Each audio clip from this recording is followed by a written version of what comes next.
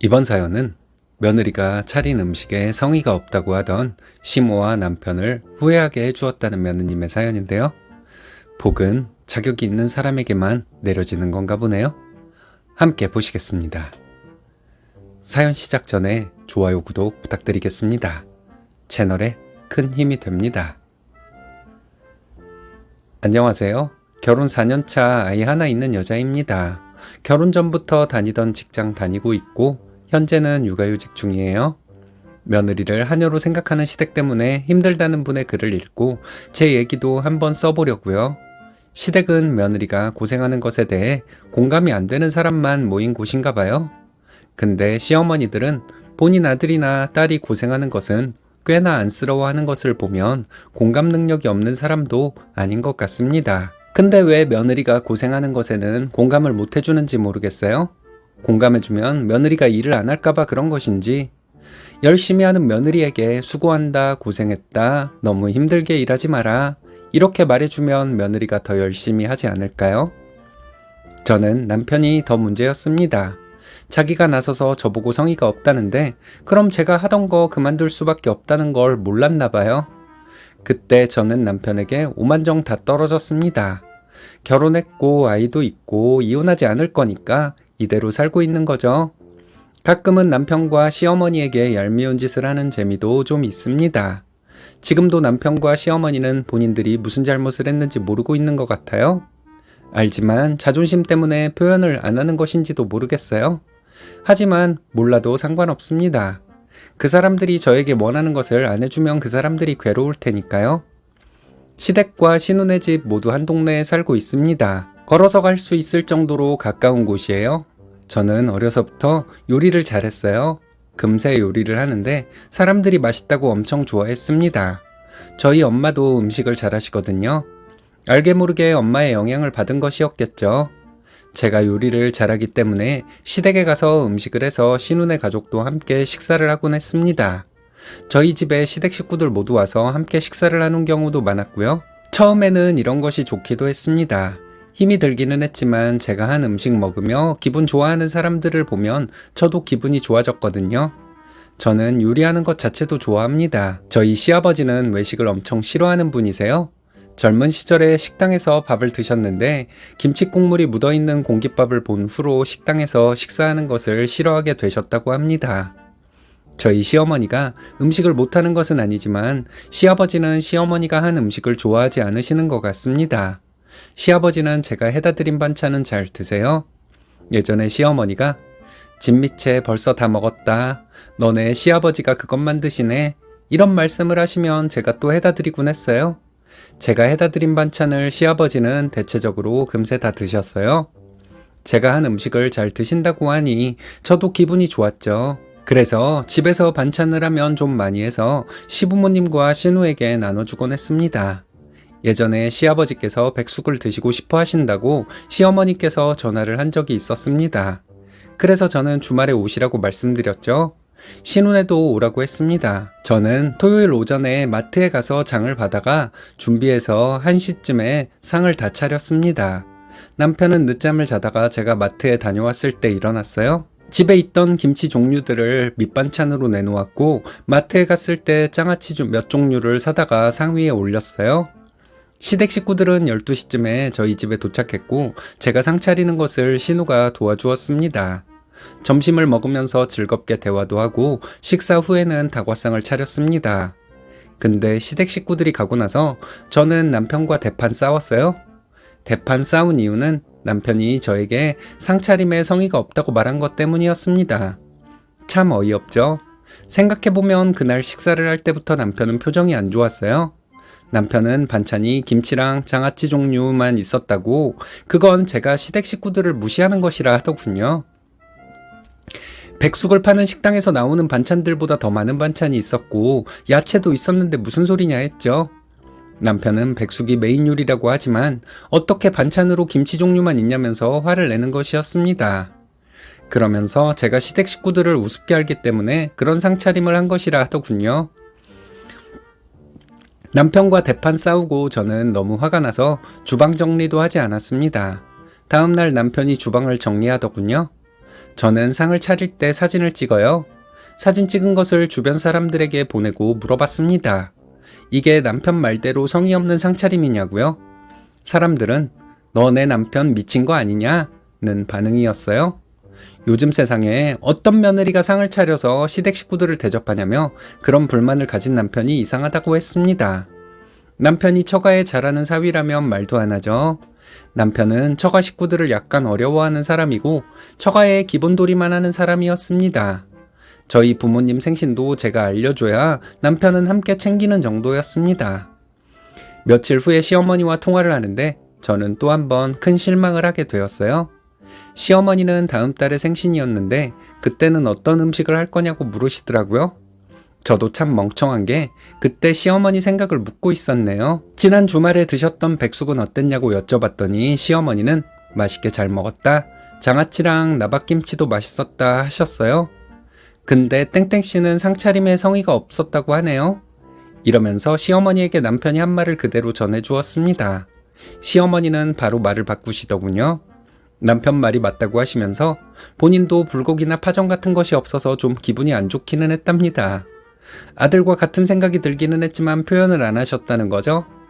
그럼 저는 고생은 고생대로 하고 저한테 식사 대접 받는 사람들은 속으로 저를 욕하고 있는 거네요. 이렇게 한마디로 정리를 해드렸어요. 시어머니는 누가 하랬나? 네가 좋아서 한 거 아니니? 하시더군요. 일단 알겠다 말씀드리고 전화를 끊었습니다. 그날 저녁에 남편이 시어머니와 통화했냐고 묻더군요. 그래서 시어머니와 통화한 내용을 말했죠. 남편은 지난 주말에 자기 식구들에게 미안했다고 했습니다. 제가 시댁 식구들에게 음식을 대접하고 그런 것은 좋지만 이왕 하는 거 상차림에 성의가 좀 더 있어야 한다는 말을 하더라고요. 그럼 내가 시부모님과 시누네 가족에게 사과라도 해야 하냐고 물었더니 그건 아니라면서 다음부터는 신경을 더 쓰라는 것이었습니다. 저도 모르게 대화는 인간이랑 해야지 인간 아닌 거랑은 대화 못하겠다. 이렇게 말을 했고 그날 남편과 또 대판 싸웠습니다. 남편은 사람들에게 물어보라 하더군요. 그래서 주변 사람들에게 상차림 사진 찍은 거 보내면서 다 물어봤는데 너네 남편이나 시댁 사람들은 대접해줄 가치가 없는 사람이다. 이렇게 말했다고 했습니다. 남편은 제가 여자들한테만 물어봐서 그런 거라 하더군요. 그럼 내가 사진 보내줄 테니 당신 회사 동료들에게 물어보고 카톡 내용 나랑 함께 보자고 했어요. 남편은 소리를 지르더니 집을 나가버렸습니다. 다음날 출근해서 일하고 있는데 시어머니 전화가 오더군요. 남편이 시댁에 가서 자고 갔는데 궁금하지도 않냐 하시길래 그런 줄 알고 있었다 했습니다.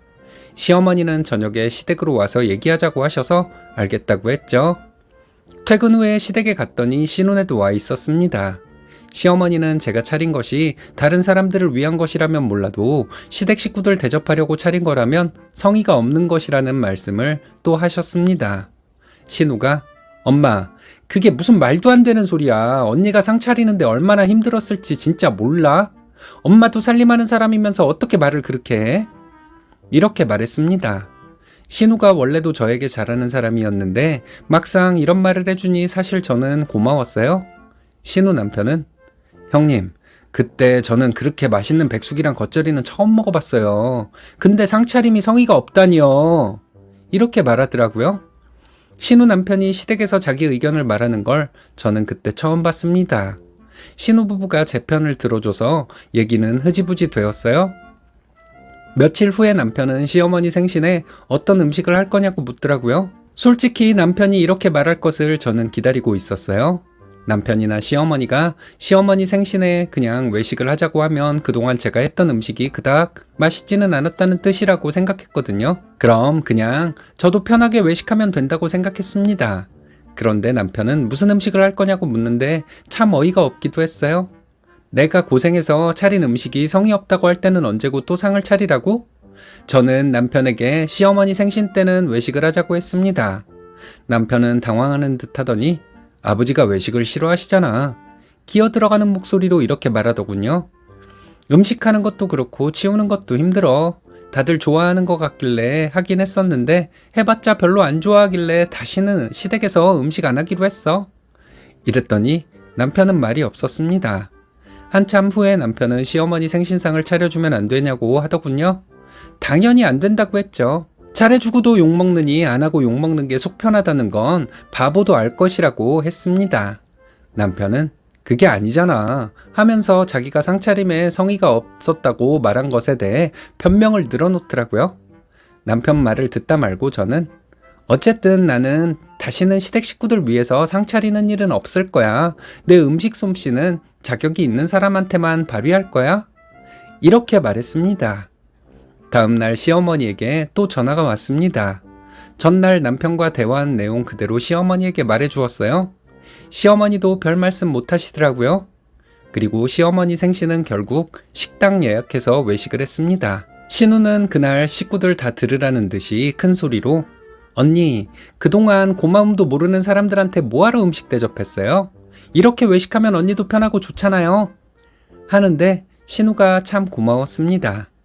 아가씨는 언제든 먹고 싶은 거 있으면 얘기하세요. 아가씨 먹고 싶은 건 내가 해줄게. 그랬더니 그럼 아무도 모르게 언니한테 몰래 얘기할게요. 이러더라고요. 그때 시어머니의 씁쓸한 표정 정말 볼만했습니다. 그날 시댁에 가서 저녁까지 있다가 왔는데 신우는 저에게 언니는 가만히 앉아 있어요. 나랑 엄마가 다 하면 돼. 하면서 차를 끓이고 과일을 깎아서 내왔습니다. 대화 중에 시어머니는 저에게 마음을 풀라고 하시면서 다음부터는 음식 해서 먹자고 하셨습니다. 저는 앞으로 그럴 일은 없어요. 땡땡씨에게도 말했지만 저는 자격이 있는 사람한테만 제 음식 솜씨를 발휘할 거예요. 했더니 신우 남편이 저는요? 저는 자격 있어요? 이러더라고요.